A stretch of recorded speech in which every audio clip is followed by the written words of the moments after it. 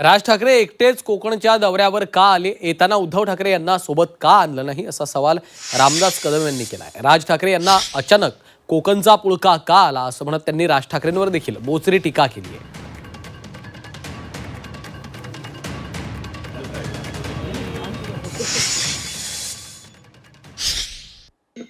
राज ठाकरे साहेबांना एकदम कोकणाचा पुळका आला.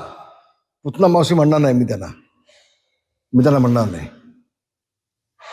पण राजसाहेब एकटे आले, उद्धवजी का नाही सोबत आले? त्यांच्या दोघांनी मिळून खड्डा बघितले असते तर त्याला आणखी चांगला मेसेज गेला असता ना महाराष्ट्रामध्ये. वा दोघे भाऊ एकत्र येऊन मुंबई गोव्याचे पाणी करतात आणि खड्डे बघतायत, आणखी त्याला मोठं वलय मिळालं असतं. राजसाहेब आता पण का झोपले होते का उचला सुचलं शहाणपण आहे? मग कोण हे सत्ताधारी आहेत, कोण राजकारणी आहेत? बाप दाखवण्याचं साध्य घाला ना. कुठेतरी अंधारात किंवा पाण्यात दगड मागण्यापेक्षा नाव घेऊन बोला ना तुम्ही.